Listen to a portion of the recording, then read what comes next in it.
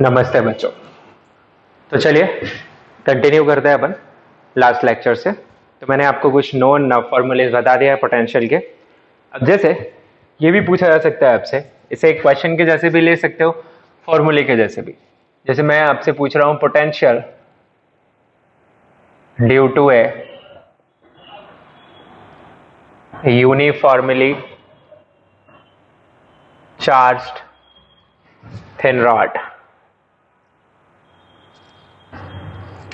ठीक है, तो सपोज और उसी की लाइन में ही पोटेंशियल निकाल रहा हूं मैं, परपेंडिकुलर डायरेक्शन में भी निकाली जा सकती है।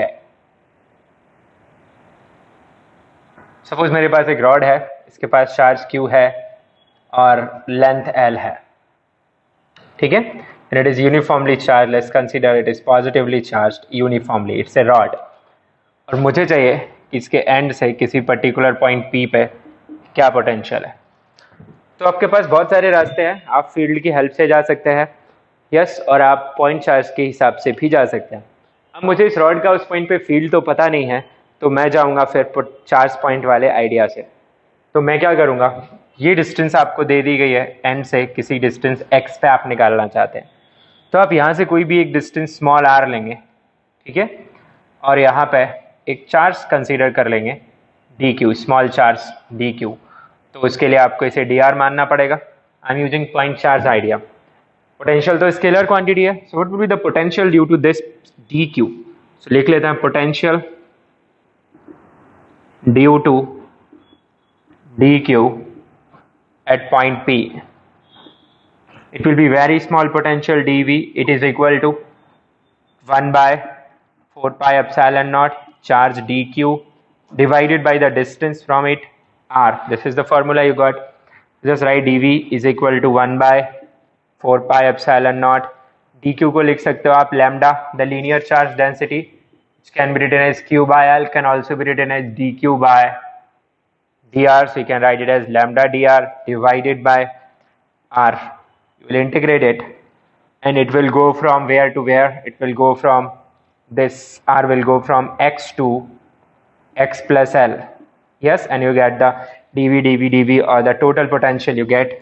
So you get the total potential V, it is equal to 1 by 4 pi epsilon naught out, lambda out, and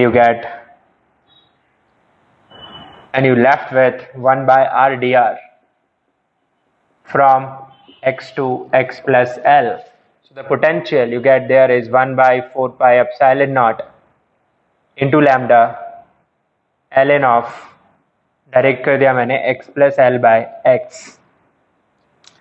NEET students, you can skip this questions if you want to. हालांकि ये बहुत tough नहीं है, तो आप लोग भी आराम से समझ सकते हैं कि कैसे कर रहे हैं हम। ठीक है, फॉर्मूलेज तो आपको भी याद रखनी ही है एट द एंड।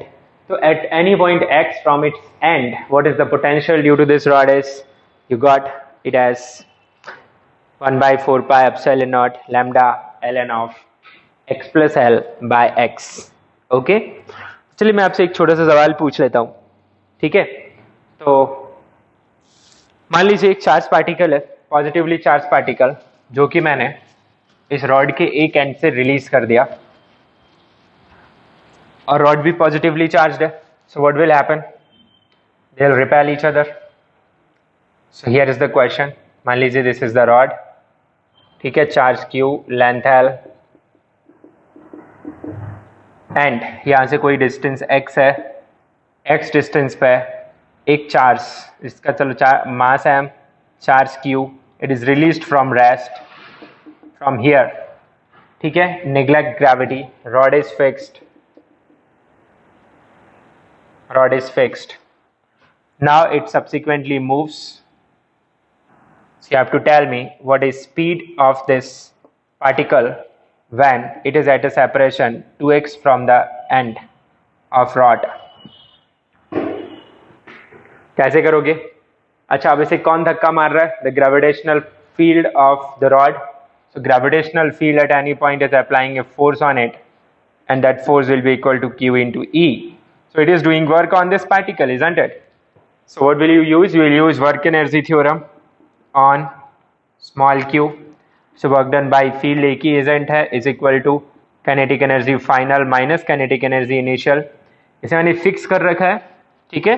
तो वर्क उसी की काइनेटिक एनर्जी चेंज हो रहा है, so work done by field क्या लिखते हैं अपन, negative of charge final potential minus initial potential के final, it will be half of mv square minus 0. Now always remember this potential is due to the source. तो ये charge जो लिख दिया उसकी वजह से पोटेंशियल नहीं आएगी, सोर्स की वजह से आएगी। तो आप क्या लिखेंगे फिर फॉर्मूले में, आपका चार्ज का value minus Q, final potential मतलब एट डिस्टेंस 2x। तो ये जो फॉर्मूला आपके सामने दिख रहा है 1/4 pi epsilon naught lambda ln of, इसमें 2x रखेंगे, ठीक है।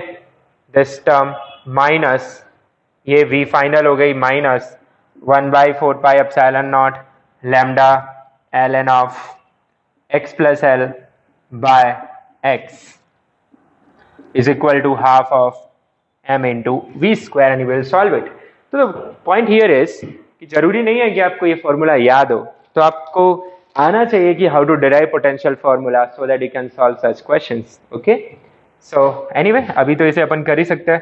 सो minus of q by 4 pi epsilon naught lambda, ये सब बाहर आ गया, अंदर बचा आपका ln m minus ln n, इसे आप लिख सकते हैं 2x divided by x plus l by x is equal to half of mv square. So you can see that your x will cancel out and you will be having this result with you, okay.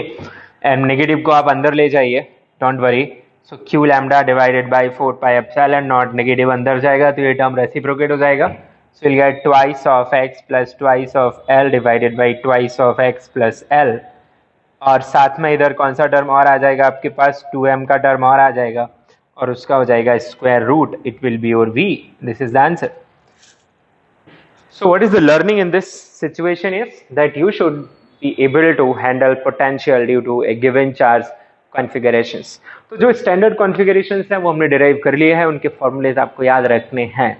In general जैसे ये question था तो इसमें आपको फिर potential निकालते हुए आनी चाहिए. I use the point charge idea here. Okay, now let's see another question here.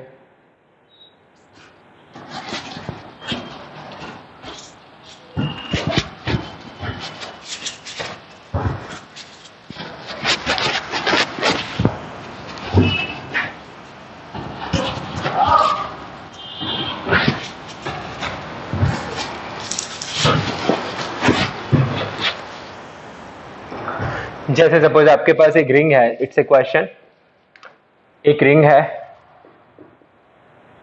ठीक है, चार्ज क्यू, रेडियस आर, ठीक है, और एक दूसरी रिंग है, you have another ring of double the radius, ठीक है, इसका चार्ज भी डबल है. मान लो चार्ज उतना ही है, जैसे भी आपको सोचना है. मान लो इसकी radius, okay, let's take it like this, 2q and 2r, and they are separated by distance r. Here is point A, point B, the respective centers, and they are facing each other. They are rings. ठीक है. Now there is a charge which is small q placed at A. They are fixed rings. I am asking find minimum work done by external, और ऐसे चलो ऐसे पूछता हूँ मैं आपसे, find work done by field to take this charge from A to B. कैसे करोगे भाई? फॉर्मूला अपने पास है वर्क डन बाय फील्ड का. आप पॉज करके क्वेश्चंस प्रैक्टिस जरूर करें, बिल्कुल क्लासरूम की स्टाइल में ही आपको करना है, ठीक है. So work done by field is equal to minus of Q V final minus V initial. So work done by field is equal to minus of Q V final S, I am reaching to B minus A. So before putting anything here, let's find VA and VB potential. So potential at A, it will be potential at A due to ring 1. ये गलती मत करना. क्या इसके centre पे influence सिर्फ 1 का ही है या 2 का भी है?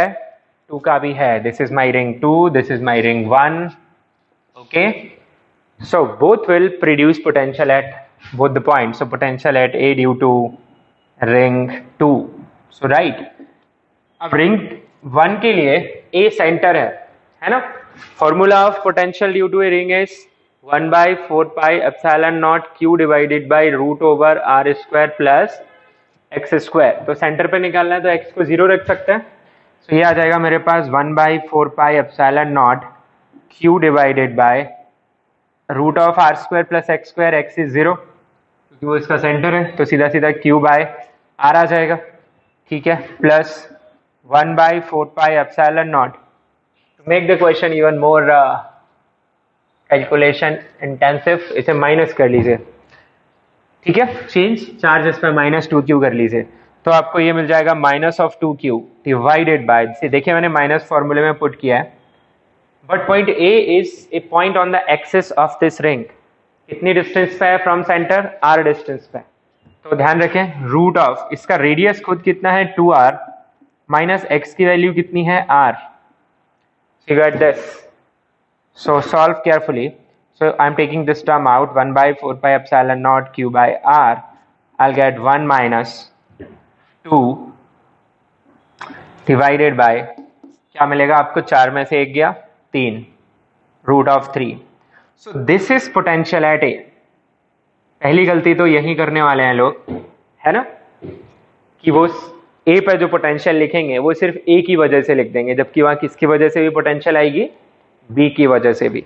सो ये बात ग्रेविटेशन में भी थी, अगर आपने नोटिस की हो तो. Potential at B, so it will be potential at B due to ring 1 plus potential at B due to ring 2. ठीक है, वही रिंग 1 के लिए वो एक्सिस का पॉइंट है. सो 1 by 4 pi epsilon naught q divided by root of r square plus x is also r square plus 1 by 4 pi epsilon naught charge is -2q whole divided by, अब ये सिर्फ 2r आ जाएगा because x is 0 in that case, because B is center of ring 2. So that way how much will you get for potential at B? You will get 1 by 4 pi epsilon naught, ठीक है, q by r. If I take common, what will I get? I'll get 1 by root 2 minus 1. So this is VB. Here is VA. Put the value. Now the question is over. हो जाएगा, ठीक है.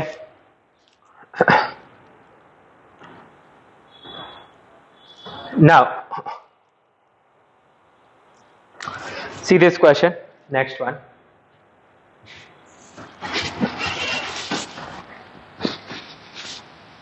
Speed वगैरह भी पूछी जा सकती थी, इसके लिए आपको क्या यूज करनी पड़ती? Work energy theorem.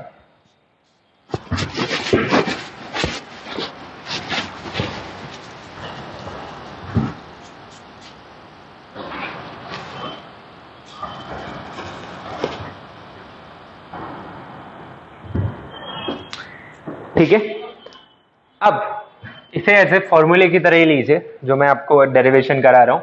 Here I am finding potential difference between 2 points due to a infinite line charge. Why did I write this potential difference? Why not potential only? Because infinite charge distributions की वजह से infinite पे potential 0 consider नहीं की जा सकती. तो वहां आप एब्सोल्यूट वैल्यू तब तक फाइंड नहीं कर पाएंगे जब तक कि आप कोई रेफरेंस वैल्यू एज्यूम ना करें. तो देख लेते हैं, ये आपका इनफाइनाइट लाइन चार्ज है जो इधर प्लस इनफाइनाइट तक जा रहा है, माइनस इनफाइनाइट तक जा रहा है. आपके पास लैम्डा अवेलेबल है, मैं इसे पॉजिटिव ही मान ले रहा हूं. ठीक है, मेरे पास 2 पॉइंट्स हैं, say I have 0.1, ठीक है, and here say I have 0.2. Alright, अब मुझे फाइंड करनी है पोटेंशियल 1 का, यहां से जो डिस्टेंस है इसे R1 मान लीजिए आप, यहां से 2 का जो डिस्टेंस है इसे R2 ले लीजिए, ठीक है। अब यहां पे जो फील्ड है, सपोज आप यहां से यहां जा रहे हैं, suppose you are moving from here to here, this is your displacement vector, isn't it. तो इस लाइन पे आप कोई भी एक छोटा सा डिस्प्लेसमेंट dr उठा लीजिए, इस लोकेशन पे जो फील्ड मिलेगा आपको वो इस डायरेक्शन में मिल रहा है। So I am utilising the idea of writing potential difference with field, क्योंकि मुझे इसका फील्ड लिखना आता है। And what is field I have here, it is 1/4 pi epsilon naught 2 lambda by r, and जो डायरेक्शन है वो भी r कैप परपेंडिकुलर रहती है, ठीक है। r is measured perpendicular to it. So if you consider, I will have two components of field here, one in this direction, I call it dr parallel, and one in this direction which I have dr perpendicular. So मैं use करने वाला हूं यह idea dv equal to minus of e dot dr। तो आप देखेंगे dv equal to minus of e dot, मैं इसे लिख पाऊंगा dr parallel plus dr perpendicular. अब e डॉट dr परपेंडिकुलर तो जीरो ही हो जाएगा, तो एट द एंड मुझे मिलेगा क्या, e dot dr parallel, this is dv। Well अब देखिए e डॉट dr मैंने इसी डायरेक्शन में ही ले रखा है, I am going from 1 to 2। सो मेरा ये जो dv है वो सीधा सीधा क्या निकल के आ गया, minus of e dr parallel, ठीक है भाई।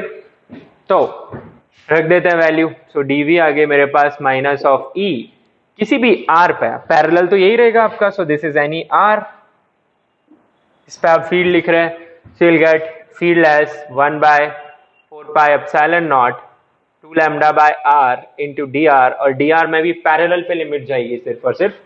सो it will be from r1 to r2, this is from potential of 0.1 to 2, so you'll write potential of 2 minus potential of 1 is minus of 1/4 pi epsilon naught 2 lambda, और 1 by r का integration क्या आ जाएगा आपके पास, ln r from r1 to r2, so v2 minus v1, in this case I got this minus of 1/4 pi epsilon naught 2 lambda ln of r2 divided by r1।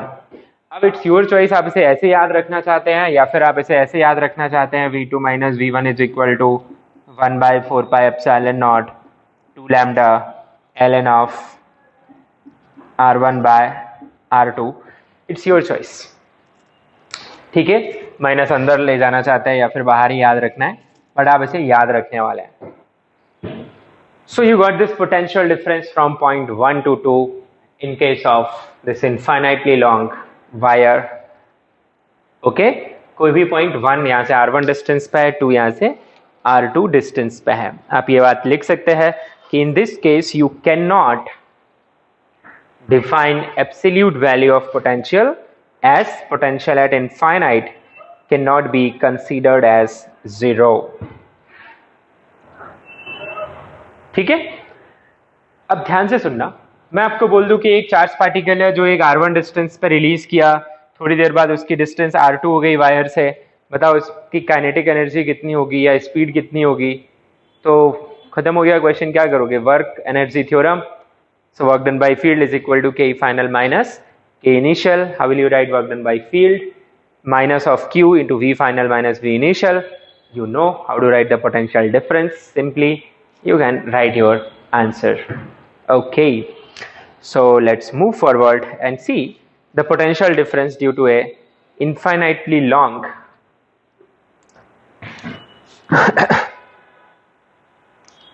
potential difference due to a infinitely long sheet। See, मिटा दो इसे। तो कल के ही lecture में मैंने आपको बताया था कि एक इनफाइनाइटली लार्ज प्लेन का इलेक्ट्रिक फील्ड कांस्टेंट आता है, नॉन कंडक्टिंग प्लेन था वो, और कितना आता है वो, it comes out to be sigma divided by 2 epsilon naught. Is that clear? So सी,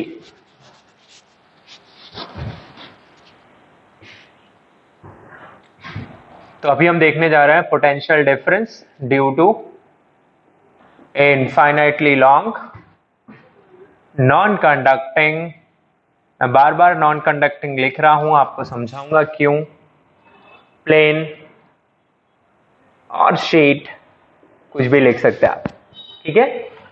और ये डेफिनेटली यूनिफॉर्मली चार्ज्ड है, यूनिफॉर्मली चार्ज्ड, और सरफेस चार्ज डेंसिटी सिग्मा है, ठीक है। Okay, so see here, so here you have the plane,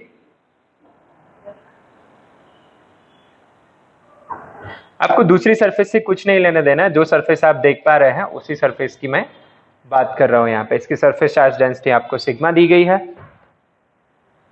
आपको पता है यहाँ पे जो फील्ड होता है वो इस डायरेक्शन में होता है, जिसकी वैल्यू होती है sigma divided by 2 epsilon not. It is a constant field. अब कांस्टेंट फील्ड में तो आपको पोटेंशियल डिफरेंस लिखना आता ही है। वैसे भी आप यहाँ पे कोई भी पॉइंट उठा लें, सपोज आपने एक पॉइंट यहाँ 1 उठा लिया है ना, कोई आप दूसरा पॉइंट 2 यहाँ उठा लें, तो हमें क्या करना पड़ेगा, सिंपली 1 और 2 के बीच में पैरेलल टू फील्ड देखना पड़ेगा, how much is the gap, say it is D. So what will be the potential difference V2 minus V1? It will be minus of E into D. वैसे in general आपको मैं आज के आपके first lecture में आपने देखा है कि for constant field it is E dot S from final initial to final. So I'm using the same idea here.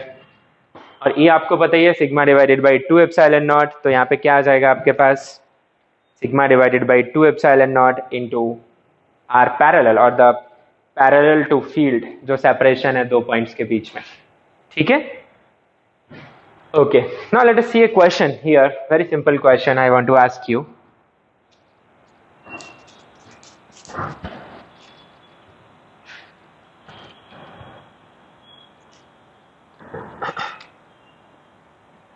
कि सपोज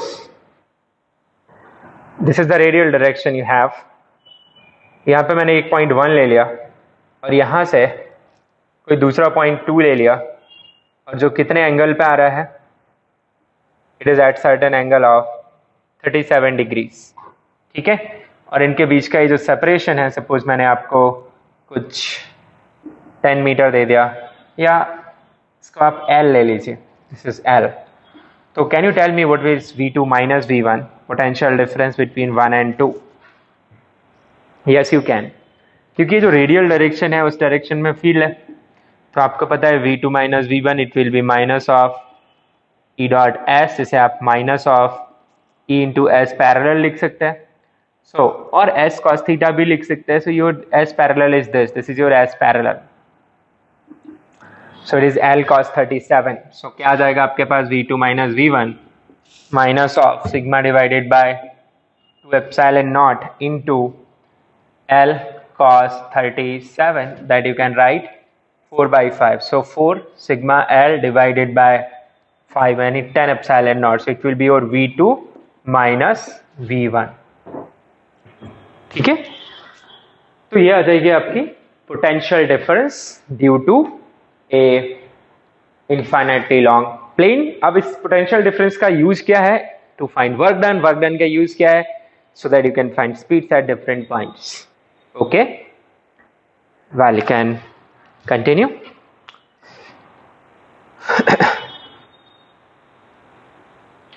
इक्विपोटेंशियल सरफेसेस मैंने आपको ऑलरेडी बता दी थी लास्ट क्लास में, ठीक है।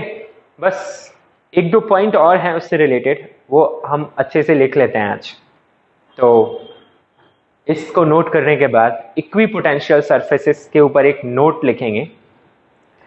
याद दिला दूं, इक्विपोटेंशियल सरफेसेस वो सरफेसेस होती हैं जिन पे पोटेंशियल सेम रहता है हमेशा, यस। और electric field at location of equipotential surface हमेशा परपेंडिकुलर डायरेक्शन में रहता है, ये भी आपको पता है। Electric field is always perpendicular to equipotential surface, ठीक है। अब तीसरी बात, अगर चाहें तो यहां पे ये नोट भी कर सकते हैं, equipotential surface are surfaces where potential is same everywhere, first point. Second, electric field is perpendicular to equipotential surface at its location, second point. Now third point जो मैं लिखवाना चाहता हूं, two equipotential surfaces never intersects. Two equipotential surfaces in a field never intersects. Why? अगर दो equipotential surface intersect कर गई, मान लो ये एक इक्विपोटेंशियल सरफेस 1 है, ये इक्विपोटेंशियल सरफेस 2 है और ये इंटरसेक्ट कर गई यहाँ पे। अब आपको पता है electric field is perpendicular to equipotential surface, तो सरफेस 1 का जो परपेंडिकुलर आएगा वो यहाँ ऐसा टेंजेंट बना के मुझे मिलेगा, तो फील्ड की डायरेक्शन एज पर सरफेस 1 कुछ ऐसी होनी चाहिए इस लोकेशन पे, और फील्ड की डायरेक्शन एज पर सरफेस 2 इस लोकेशन पे कुछ ऐसी होनी चाहिए कि नहीं, ऐसी होनी चाहिए। It is as per surface 1 and this is as per surface 2। अब एक ही लोकेशन पे कोई भी फील्ड दो डायरेक्शन में तो नहीं होगा ना, this is net field you are talking about, not components, ठीक है। So it is the counter logic कि a net field cannot have two different directions at given point, that's why two equipotential surfaces never intersects. Okay, ये तीसरा point था आपके लिए equipotential surface में। अब जैसे कुछ फेमस चार्ज कॉन्फ़िगरेशंस की इक्विपोटेंशियल सरफेसेस आप बड़े आराम से निकाल सकते हैं, जैसे point charge. Now I am drawing equipotential surfaces for different charge distributions. ठीक है, तो सपोज ये चार्ज Q है। अब आपको इक्विपोटेंशियल सरफेस बतानी है, मतलब आपको ऐसे पॉइंट्स का लोकस बताना है जिन पर पोटेंशियल हमेशा सेम रहे। तो पोटेंशियल चार्ज की क्या होती है, 1/4 pi epsilon not Q divided by R। So charge से सेम डिस्टेंस रखते हुए आप एक स्फीयर बना देंगे, ठीक है। This is a point charge, so I M first writing for point charge. तो पॉइंट चार्ज के लिए इक्विपोटेंशियल सरफेस क्या होंगी, spheres, they will be concentric spheres, ठीक है, of different radius, say R1, R2, this is your source charge, so they are spherical. Suppose कोई charge है Q, जैसे यहां से यहां ले जाया जा रहा है, ये इसकी इनिशियल है और ये फाइनल है, then work done by field क्या होगा, simply it will be work done by field from 1 to 2। Suppose ये यहां लाया जा रहा है, minus of Q, potential at 2 minus potential at 1, तो you can write minus of Q 1/4 pi epsilon naught Q by R2 minus 1/4 pi epsilon naught Q by R1. So this will be the work done by field in taking charge from here to here. Suppose यहाँ पे 1.3 है, what will be the work done by field in order to take this from 1 to 3? It will be 0 because you are at the same equipotential surface. So you can also write work done by field from 1 to 3 on small q. You are writing definitely on small q, it will be 0 because potential has not changed. V1 is equal to V3. Okay, तो आप अगर एक ही equipotential surface के points के बीच में एक charge को शिफ्ट करते रहें तो उस चार्ज के ऊपर फील्ड कोई वर्क नहीं करता टोटल, जबकि अगर आप एक इक्विपोटेंशियल से दूसरी इक्विपोटेंशियल पे लेके जाएंगे तो फिर फील्ड वहां पे वर्क करता है, ठीक है।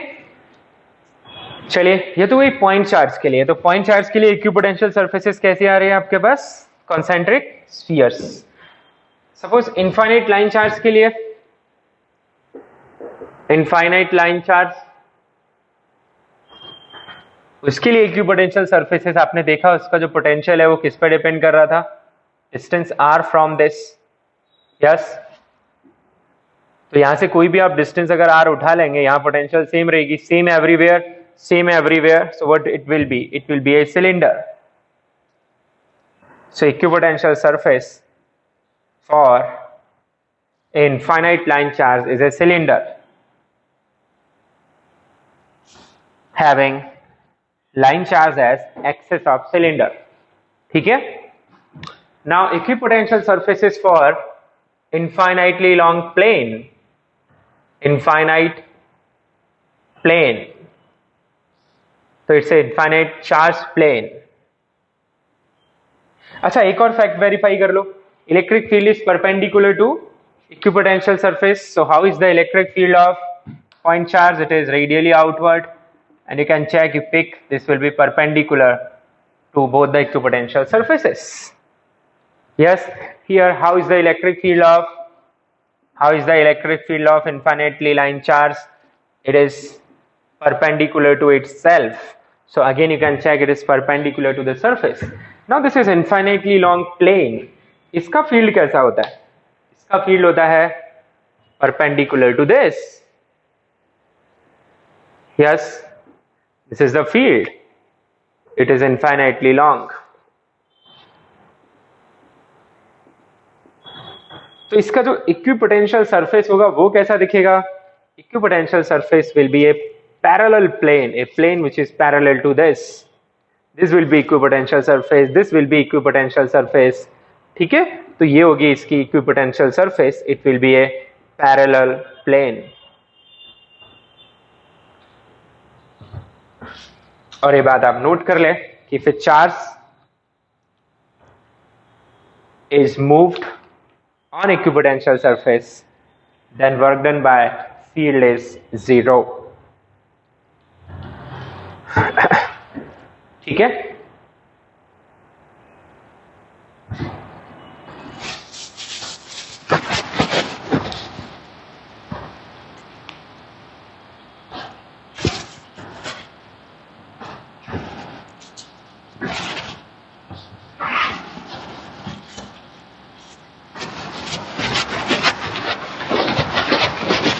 और ये पोर्शन एकदम इजी सा है, कुछ ज़्यादा टेक्निकलिटीज नहीं है. आप जब क्वेश्चन सॉल्व करेंगे तो आपको और पता चल जाएगा. ठीक है, और एक तरीके से आपका फुल रिवीजन ही हो रहा है ग्रेविटेशन का वापस से. चलिए, अब कुछ क्वेश्चंस मैं जैसे यहाँ पे करवाऊं कि आपको ग्रुप ऑफ चार्जेस दिया हुआ है. मान लो एक रेक्टेंगल है ना, और उसके कॉर्नर्स पे बहुत सारे चार्जेस रखे हुए हैं. Suppose you have rectangles here and there are charges placed like Q, suppose some minus Q, say some 3Q, और यहाँ पे suppose मैंने माइनस ऑफ 2Q रख दिया, एंड इसकी ये लेंथ है, ये ब्रेड्थ है. मैं पूछूँ what is potential at centre, say centre O. Centre मतलब इंटरसेक्शन पॉइंट ऑफ डायगोनल्स से रेक्टेंगल. ठीक है, all charges are fixed. I am finding potential at center. तो पोटेंशियल में भी आप प्रिंसिपल ऑफ सुपरपोजिशन यूज कर सकते हैं. Potential at O will be potential due to Q, potential due to minus Q, potential due to minus 2Q, potential due to 3Q. Now you know this distance, it is same for all charges, which is equal to root of L square plus B square by 2. So what is the formula of potential due to a point charge? It is 1 by 4 pi epsilon naught Q divided by R. मैं common ले रहा हूँ इसे. तो Q पहला term आ जाएगा Q by R, दूसरा आ जाएगा minus of Q by R, तीसरा आ जाएगा minus of 2Q by R, चौथा आ जाएगा 3Q by R. So you can solve. देख सकते हैं मैंने फॉर्मूले में चार्जेस को विद साइन पुट किया है. वहीं पर अगर फील्ड एट ओ पूछा जाता, field is a vector quantity, field at O due to q वो कुछ इस तरीके से रहता, field at O due to 3q वो कुछ इस तरीके से रहता, माइनस क्यू वो कुछ इस तरीके से रहता, टुवर्ड्स इटसेल्फ -2q वो कुछ इस तरीके से रहता, तो इनका रिजल्टेंट निकलता नेट फील्ड। तो आप मुझे ये बताइए, क्या किसी कॉन्फ़िगरेशन में ऐसा पॉसिबल है? Is it possible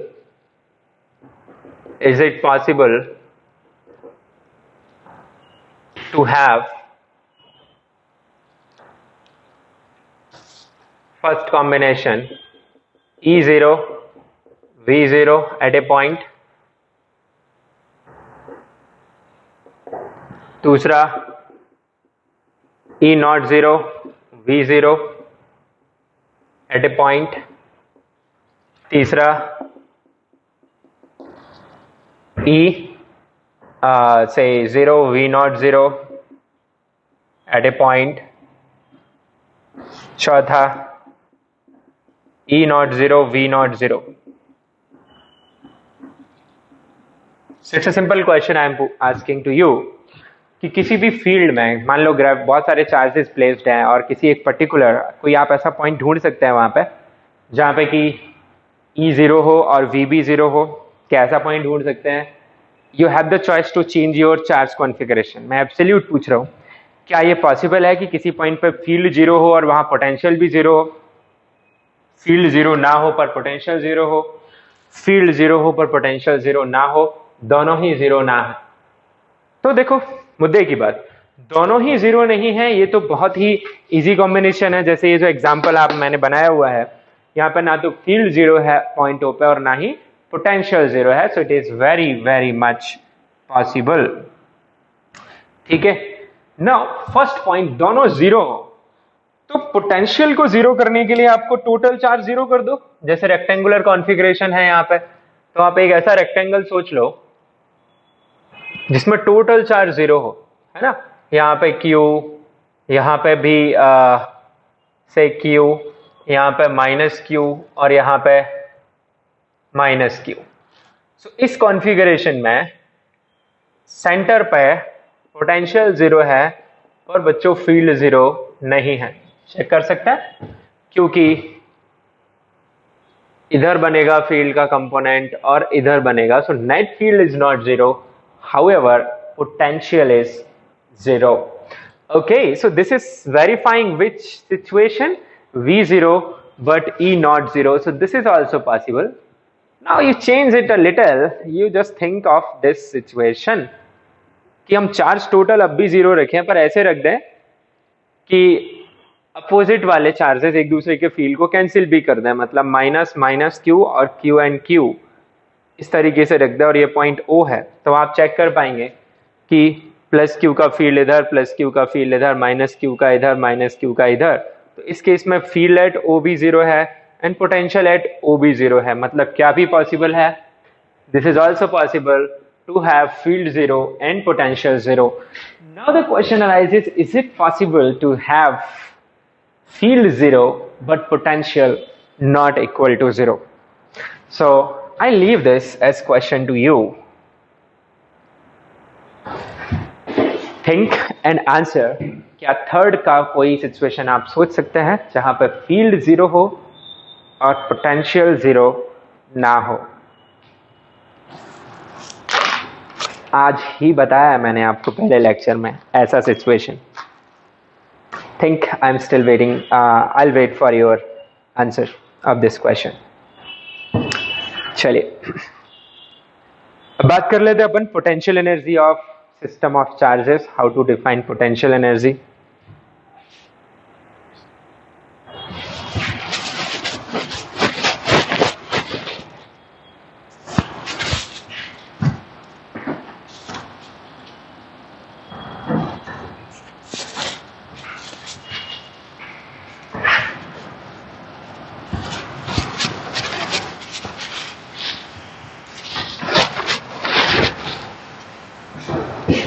Potential energy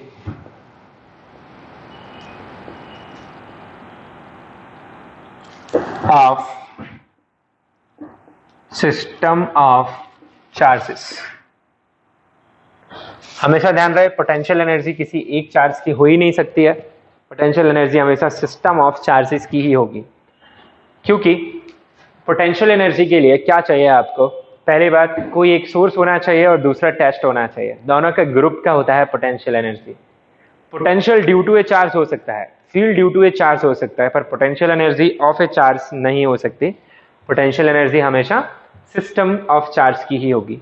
now what is the definition you need to follow for potential energy is, suppose there is a field, alright, there is a field, ठीक है, and you are shifting a charge from point 1 to point 2, so this is charge q. Then I write change in potential energy of system from 1 to 2. In changing the configuration from 1 to 2 will be given by delta u, which will be the potential energy of final configuration minus initial configuration. It will be defined as negative of work done by field from 1 to 2, okay, which can be defined as what, minus minus will become plus, okay, मैं ऐसे लिखता हूँ minus of charge shifted v of 2 minus v of 1, v stands for potential. So what can I write, the potential energy minus minus becomes plus, I can write qv2 minus v1. Now the question here is, यहाँ पे तो एक ही charge है q, फिर potential energy का change कैसे define कर दिया, नहीं एक ही चार्ज नहीं है, एक्चुअली फील्ड भी तो कोई प्रोड्यूस कर रहा है ना। Is this field of small q, no, this is field of some other charge, source charge. सो ये आपका हो गया टेस्ट चार्ज, या जिस चार्ज से आप मल्टीप्लाई कर रहे हैं, एंड ये हो गया आपका potential difference due to PD, potential difference due to source charge. So it is of system, ठीक है। सो ये हो गई आपकी change in potential energy. Now how to define potential energy of a location is easy, उसके लिए आपको reference लगेगा, तो रेफरेंस देख लेते हैं क्या होगा आपके पास। तो सपोज आप लिखेंगे u2 minus u1 is equal to q into v2 minus q into v1, ठीक है। Now if v1 is 0 implies point 1 is at infinite distance from source, or you say, or separation between the charges, कौन से, source and test, source and test at configuration 1 is infinite। यही मतलब है, तभी तो वहां की पोटेंशियल 0 है। तो इसका मतलब यहां पे मुझे पोटेंशियल एनर्जी भी 0 माननी पड़ेगी। Remember both of them are reference values, ठीक है, कि potential at a infinite distance from source is taken as 0. So potential energy of a system of charge where charges are separated by infinite separation will also be 0. So by that way you can write u2 as qv2. So potential energy of a system can be written as charge into potential, ठीक है। Charge अगर आपका test charge है तो this is potential due to source. Now it is very much your choice, it is very much your choice to take one of them as source and another as charge, I mean test charge. So this is how you define, ठीक है। तो अभी हम देख लेते हैं कि potential energy of system of charges क्या आएगी। वर्क डन का फॉर्मूला भी मैं आपको याद दिला दूं, अभी तक हम यूज करते रहे थे work done formula, minus of Q, work done by field क्या यूज करते थे अपन, minus of Q V final minus V initial. ऐसे आप ऐसे लिख सकते हैं work done by field is minus of U final minus U initial, okay, where u final will be q into v final and u initial will be q into v initial. I have used this idea in gravitation in many questions, you can check. okay, so अब potential energy की unit क्या होगी? Unit होगी joule. अब हम देखते हैं कि पॉइंट चार्जेस के ग्रुप के लिए पोटेंशियल एनर्जी कितनी आएगी. Okay, so I think it's time, let me check. या तो चलिए आज के लेक्चर के लिए हम इतना ही रखते हैं. कल की क्लास में हम बात करेंगे कि what is potential energy due to a group of point charge. Okay, thank you.